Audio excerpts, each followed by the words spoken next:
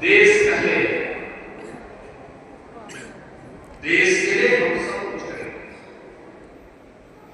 वो बेटी जो अभी यहाँ मंच पर आई थी उद्बोधन के पहले, उसने भी मंच पर यही उपदेश किया। उनकी पंक्तियां भी यही बोल रही थी, भारत माता के लिए ही समर्पण का भाव हम सबके मन में होना चाहिए। हमारी शिक्षा का, हमारी दीक्षा का, हमारे परिश्रम का, हमारे पुरुषार्थ का अंतिम ओर क्या होना चाहिए? अंतिम लक्ष्य होना चाहिए राष्ट्र प्रथम, राष्ट्र प्रथम। अपने देश के लिए जिएंगे, अपने देश के लिए मरेंगे। और इसके लिए स्वतंत्र भारत में हम सबका दायित्व बनता है अपने कर्तव्यों का अपने क्षेत्र में निर्वहन करना। यहाँ पर महात्मा बालक नाथ जी महाराज और केंद्रीय मंत्री गजेंद्र सिंह शेखावत जी ने बात कही। प्रधानमंत्री मोदी जी ने देशवासियों के सामने 2047 का लक्ष्य रखा है। देश अपनी आजादी के 100 वर्ष तय करेगा। कैसा भारत चाहिए? एक श्रेष्ठ भारत के साथ साथ आत्मनिर्भर और विकसित भारत। आत्मनिर्भर बनेगा कैसे? विकसित भारत होगा कैसे? यह होगा तब जब एक शिक्षक अपने छात्रों को सही रूप से संस्कारित करके पाठ्यक्रम को ससमय पूरा करे। एक छात्र अपने पाठ्यक्रम को ईमानदारी के साथ पालन करते हुए केवल शिक्षा को व्यावहारिक, ये केवल अपने सैद्धांतिक जीवन का नहीं, व्यावहारिक जीवन का हिस्सा नहीं बना।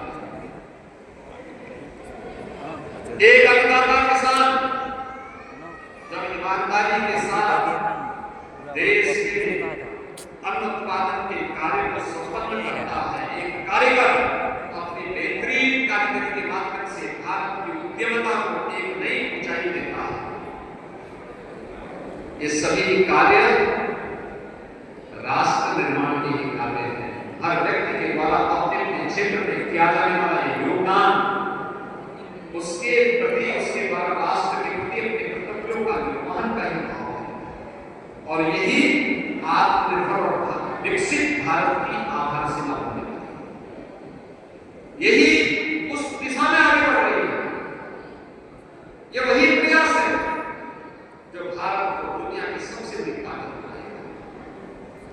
याद करिए ना, 145 करोड़ भारतवासी अगर एक स्वर में कोई बात बोलेंगे, एक दिशा में सोचेंगे, तो दुनिया की कोई ताकत आपको झुका पाएगी क्या? दुनिया की कोई ताकत आपका मुकाबला नहीं कर पाएगी। भारत के अंदर आज 145 करोड़ की आबादी वाले भारत है ना, 145 करोड़ की भारत की आबादी का ये भारत, ये भारत की सबसे बड़ी ताकत है। और ताकत इसलिए है क्योंकि दुनिया के अंदर अकेले भारत है जिसके 145 करोड़ की आबादी में 56% आबादी ग्रामवासी है, कार्य करने वाली आबादी है। यानी 15 वर्ष से लेकर के 60 वर्ष के बीच की आबादी। ये भारत की एक ग्रोथ पावर को बढ़ाता है, भारत की शक्ति को बढ़ाता है। और इस ताकत के सामने दुनिया की कोई ताकत ठहर नहीं सकती। इस ताकत को मजबूती प्रदान करने के लिए कार्य करने की आवश्यकता है। और इसमें हमारे ऋषि मुनियों की, संतों की, योगेश्वरों का आशीर्वाद जब हमें प्राप्त होता है, इतिहास के नायकों का जब हम स्मरण करते हैं, कि हम सब की ऊर्जा को और नई गति के साथ आगे बढ़ा देती है। और उसी ऊर्जा को आगे बढ़ाने के लिए आप सबके बीच में उस ऊर्जा को प्राप्त करने और उस ऊर्जा के साथ अपने आप को जोड़ने के लिए आज हम लोग भी यहाँ पर आए हैं। क्योंकि श्री मंदिर के भी 375 वर्ष पूर्ण हो रहे हैं। ज्वालाधर नाथ जी महाराज के परंपरा से जुड़ी हुई इस पावन धरा को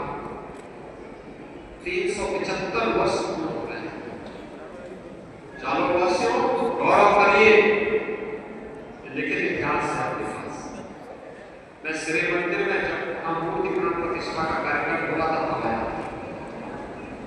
जालोर में इधर मुझे बीच में आने का अवसर प्राप्त हुआ और इस बार विशेष रूप से आया। मैंने रजनी सिंह शेखावत जी से कहा था और हाँ ये बालक नाची महाराज से भी कहा, मैंने कहा कि श्री मंदिर को मुझे जाना जरूर है और मैं इसलिए आज चित्तौड़गढ़ से सीधे यहाँ पर रजनी सिंह शेखावत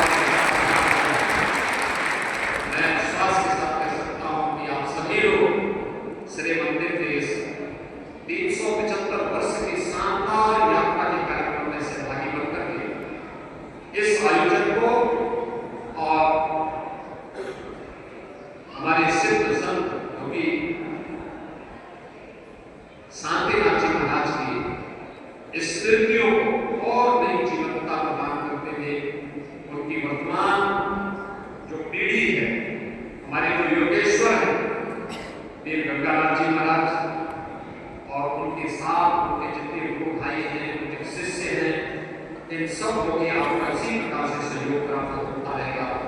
मैं यहाँ पर देव शांतिनाथ जी की स्मृति में बने श्री शांतिनाथ उच्चतर माध्यमिक विद्यालय इस प्रांगण में आकर के मैं हूँ, जैसा बाबू देव शांतिनाथ जी महाराज का एक विराट व्यक्तित्व था, सिद्ध योगी थे, उसी प्रकार का बहुत उनके नाम पर यहाँ पर देव गंगानाथ जी महाराज ने यहाँ प्रदान किया है और विद्या भारती संस्थान को संचालित करना है, भोग करने वाला चीज है।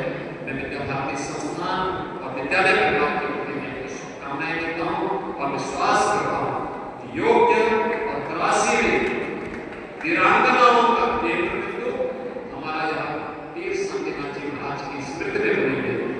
यह विद्या भवन यहाँ पर उस कार्य को आगे बढ़ाने का कार्य करेगा। आप सबको मैं